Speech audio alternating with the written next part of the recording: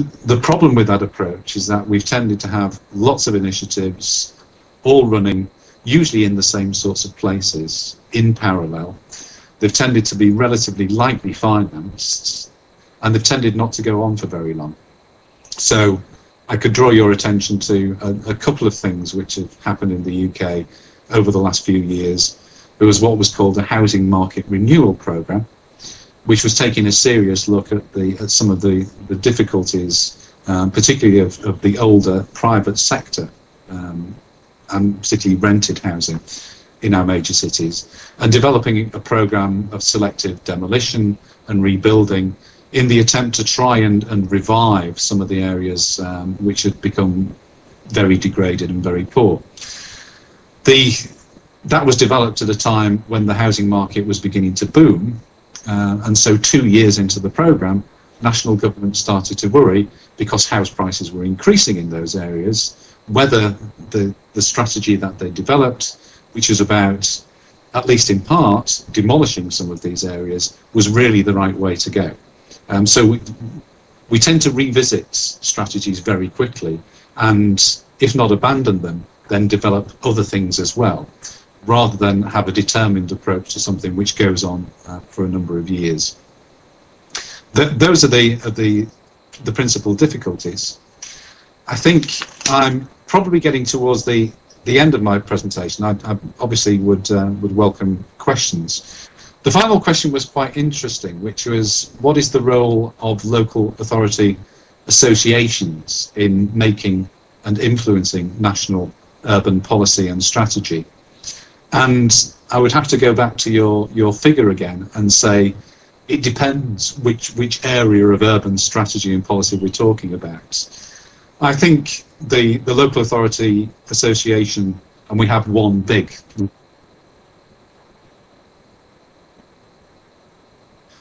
has not been very influential in terms of developing area-based approaches. It's not been an important body in influencing government on that score. In terms of mainstream programs, the role of the local authority association usually is to channel the voice of local government to national government on particular policy issues. So that might fall within the area of education or social services or planning. The local authority association has an important role in channeling the local government voice, but on very specific policy areas. In terms of the reform of subnational governments, and we may or may not move towards the point where we'll start to think about creating elected authorities for sub-regions or city regions in the next few years, I think that the local authority association has primarily reacted to central government proposals rather than being the originator of those proposals. But in terms of a softer debate about the importance of decentralisation, a partnership-based approach to solving urban problems, that's probably been the one area in which the National Association has had more influence on government than in the other three areas.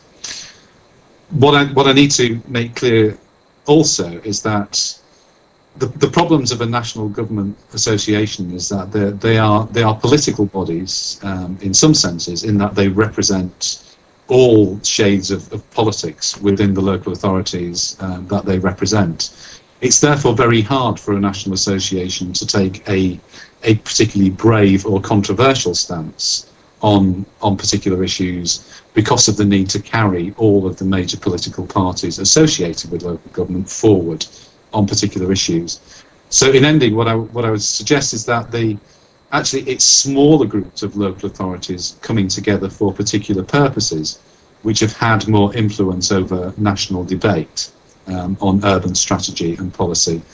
And there is one group in particular called the Core Cities Group of local authorities. This group represents each of the central areas within the major conurbations outside of London. So it's Manchester, Leeds, Sheffield, Birmingham, the big metropolitan areas of the country outside London. They, I think, have been particularly influential in getting the government to move away from a regional approach, particularly to economic development, which is where we were heading for many years, towards this sub-regional or city-regional approach.